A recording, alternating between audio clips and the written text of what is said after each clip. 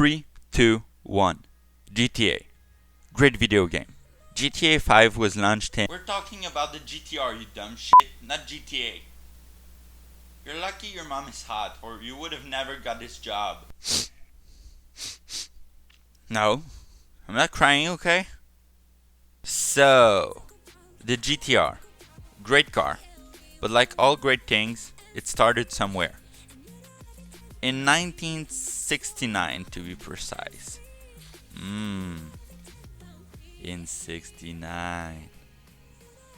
Well, it made its debut at the Tokyo Motor Show in 68. In 68. It had a 2-liter inline-6 engine producing 160 horsepower and 130 pound-feet of turkey. This first generation GTR was and is still known as the Akosuka, which means take out the trash tomorrow please, I love you. Fuck, wrong notes. That was my mom. Akosuka is actually an amalgamation of the words box and skyline in Japanese. The car weighed 2,469 pounds, just like my mom. Stupid bitch. It did the quarter mile in 16.1 seconds. The GTR, not my mom. Only 1,945 were produced. But then, something came that would change everything. In 1973, Steve Burns was born. And also the second generation of the GTR. But that's less interesting, isn't it? Well, what's not uninteresting is that because of the oil crisis of 1973, only 197 of these cars were produced. To give you an idea of how rare that is, picture the Bugatti Chirons selling for more than $6 million nowadays. Well, 500 of them were made. So, this car is 2.5 times more rare than this car. That's, dare I say, pretty cool. And then, after all these years, 16 of them to be exact, in 1989, the Skyline GTR made a return. Just like Batman in Batman The Dark Knight Returns. The so-called new R32 GTR featured much more tech things, also called new technologies, like an all-wheel drive system and an all-wheel steering. Cool.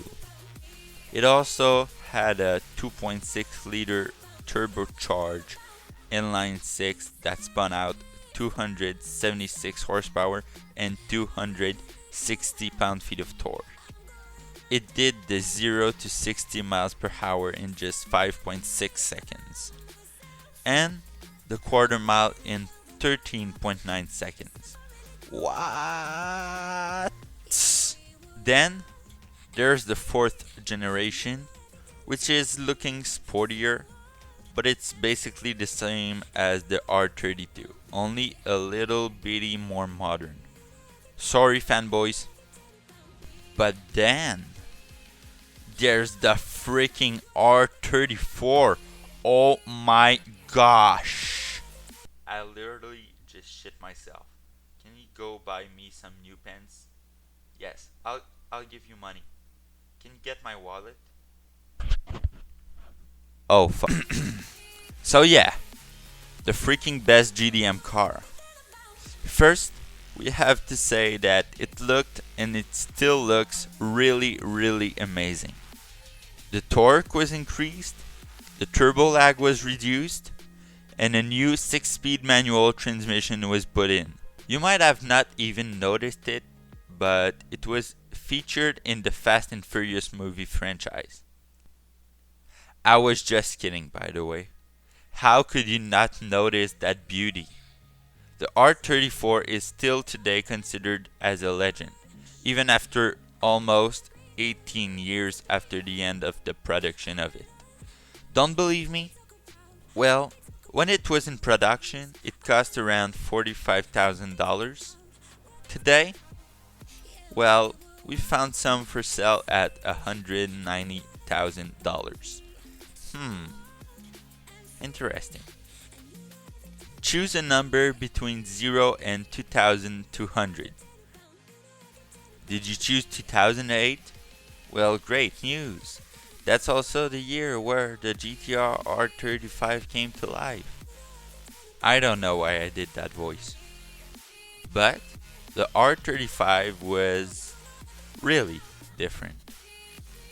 First of all, in 2008 it cost $78,000 and it had a new engine, a twin turbocharged 3.8 liter V6 producing 480 horsepower and 430 pound-feet of torque. The all-wheel steering was now dead to Nissan, which is my way of saying that the GTR didn't have it anymore. The 6-speed manual was also gone, being replaced by the 6-speed dual-clutch transmission. But that was the 2008 R35, which, in our opinion, is kind of meh compared to the 2020 R35. Now at 565 horsepower and doing 0 to 60 in 2.9 seconds by some people. And that's the standard version. The best version, the Nismo version, is kind of hot. 600 HP and doing 0 to 60 in only 2.5 seconds by some people. It does the quarter mile in less than 11 seconds. But the most impressive feat that it achieves is surely having a base price of $212,000. And you can't even excuse that price by the car being of a performance brand. It's a freaking Nissan. That's by the same brand as that. To put the price in perspective, this is the same price as this times 3 and $12,000 for a little bit of fuel. That's a lot of Porsches for one Nissan. As for the future of the GTR, Nissan allegedly can't decide whether to use an hybrid powertrain or a fully electrified setup. But hey, that's all for today's video. Like and subscribe or else the Nissan GTR R36 will be electric.